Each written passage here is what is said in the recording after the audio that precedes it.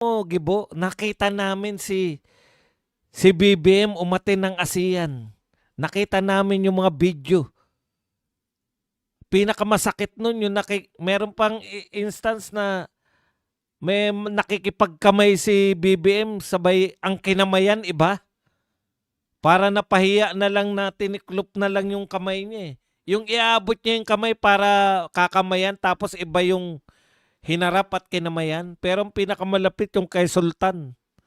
Kausap niya yung Sultan eh. Hinatak nung presidente ng Indonesia. Nakita po sa video yan. Tapos nasaksihan din natin na binanatan niya yung China sa harap ng mga Southeast Asian leaders hoping na may sumuporta sa kanya laban sa China pero solo lang siya. Nagsolo lang po. Wala pong sumuporta sa kanya laban sa China. Nakakahiya po. Mananawagan ka na. Suportahan nyo kami sa... Alam nyo ba? Lahat yan kung ano dinadanas natin sa China na pang-aapi. Yun din ang dinadanas ng Indonesia, Vietnam, Singapore at kung sino pang bansa. Ano po pagkakaiba? Tinitreat nila yan as territorial disputes. Hindi nila tinitreat yan na yan ay magdidikta ng kanilang pakikitungo sa China. Territorial disputes meaning may teritoryo ka, ipagtanggol mo. Nakikipagbombahan sila ng water cannon sa China. Kung sa tingin nila, territorial waters nila, pumunta yung Chinese doon, hinuhuli nila. Pero patuloy silang nakikipag-trade deal with China. Ang numero 1 nilang ka-trade deal ay Chinese, Lin TV Vlog. Thank you very much sa 10 Hong Kong. Good afternoon, Sir Badong Pangkapilang po. Maraming salamat sa iyo, Lin TV Vlog. Tayo, binobomba tayo ng water cannon, hindi tayo gumaganti dahil ginagamit natin yung pambobomba na yun, binibidyoan natin na mukhang kawawa tayo sa mundo, tapos ipi-play natin sa mundo at akala nyo ba tapos gusto natin yung palabasin na ang tatapang ng ano natin, pinakamatatapang na Coast Guard. Talaga? Ako natatapangan ako sa Vietnam Coast Guard. Nakikipagbombahan sila ng water cannon sa China. Sa Indonesia. Pero pinagtatayo sila ng mga infrastructure ng China. Sino ba nagpatayo ng bullet train na yan sa Indonesia? China. Nakita natin kung paano na-isolate tayo mula kay Tatay Digong na sentro ng atensyon. Mula kay Tatay Digong na sentro ng Noche Buena sa mga pagtitipon. Mapa APEC, mapa ASEAN Summit. Na ngayon ay isolated. Wala tayong mga side meetings with leaders. Wala. Kitang-kita po natin kung paano po nagnakaw si Marcos ng atensyon kay Xi Jinping. Di po ba? Talagang ano po yun, maski si Marcos aminado na sinamantala niya yung pagkakataon. Wala pa pong 1 minuto yun. Sa galing po na nagpipicture. Sa galing po ng photo ops. Pucha, kala mo may kasunduan na naganap eh. Grabe, gamitin yung 1 segundo. Alam nyo siguro mga nagti-TikTok naman tayo, 'di ba? Oh. Wala pang 10 seconds yun yung pagbati na yun. Pero akala mo ang ganda na. Akala mo kung ano na naganap sa China at Pilipinas pagdating ng mga dyaryo rito, kala mo putya, yun ang headline eh. Oh, nagkamay na. Start o pa, putya, kala anong start? Na hindi ko nga nakita nagsalita si Xi Jinping eh. Nabigla siya eh, pero Dahil statesman siya, kinuha niya pa rin yung kamay. Yan yung pagkakaiba ni Tatay Digong dito sa presidente natin ngayon. Thank you very much kay Evelyn Aguilar na nagbigay sa atin ng 1,600 yen. Maraming salamat, Ma'am Evelyn Aguilar. Yung paano tayo, yung statesman, paano gumalaw si Tatay Digong. Biruin mo si BBM, ilang araw pa lang ang nakakalipas, binanatan niya yung China sa ASEAN meet. Walang pumansin sa kanya, may mga pumuna pa nga sa kanya, di ba? Mag-usap na lang kayo ng China. Yun lang po yun, usap lang. Usap lang po ang kinakailangan. Gusto yata ng mga to, China pa lumuhod sa atin para makipag-usap. Nakita niyo po yung discrepancy?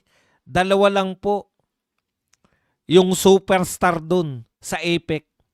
Si Donald Trump at saka si Xi Jinping. Pareho nating kailangan yun. Dati nating kaibigan, pareho yan. Namili lang tayo ng isa. Pwede naman kaibiganin mo yun lahat eh. Yung utak na ganyan kaya hindi tayo umuunlad eh. Tignan po ninyo. Ito po, ang sabi alam nyo ba na may dialogue? ASEAN Defense Minister meeting with the Chinese Defense Minister sa ASEAN. Hindi po nakipag-meeting si Gibo Teodoro. Ito po katwiran niya. Philippine Defense Secretary Gibo Teodoro did not have a dialogue with his Chinese counterpart, Defense Minister Dong Jun, at the recent ASEAN Defense Ministers meeting, because China's Ministry of Defense had made an accusatory statement against the Philippines a day prior to the meeting, which Teodoro considered an insult or sampal sa muka. Yun po, masyado pong, alam mo ba inatinan mo? Summit. Meeting yan. Makikipag-meeting kayo. Hindi naman po digmaan yung inatinan mo ron. Kaya ka umatin dun, meeting yun. Summit. Or sa madaling salita, meeting. Hindi ka nakipag-meeting. Bakit ka pa dumalo? Teodoro explained that he did not see the point in having a conversation when there was no semblance of good faith from the Chinese side. The Chinese statement claimed the Philippines was blackmailing China and needed to mend its way, which the Philippines defense chief found highly offensive and a major stumbling block to constructive dialogue. Wala pa po tayong gera. Alam mo ba, Defense Secretary Teodoro, yung mga bansang nagigera, gusto nila mag-usap. May namamagitan pang mga bansa. Hindi naman natin kagera yung China eh. May nasabi lang sila. Alam mo ba may sinabi rin si Marcos? May sinabi rin yung presidente natin sa ASEAN laban sa China. Naging dahilan ba yan? Baka na inisnab siya ni Xi Jinping? Pwede. Pero, nung nasa harap niya na si Marcos, kinamayan niya pa rin. Yun ang statesman. Pag pinuntahan nyo dialogue, makipag-dialogue kayo. Di naman gera yung pinuntahan nyo eh. Napakataas ng ere. Ano ba tayo kumpara sa China, sa US at sa mayayamang bansa? At ganyang kataas yung ere natin. Nainsulto ka sa sinabi na yun?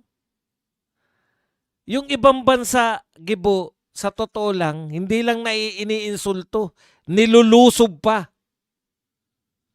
Nilulusob ng mga bansang mayayaman. Nagdidigmaan sila, pero willing pa rin silang matapos yung digmaan nila. Tayo po, hindi po tayo nakikipagdigmaan, wala po tayong digmaan with China, pero ayaw nating makipag-usap. Hindi ko po sinabi na maging, sabihin nyo naman pro-China.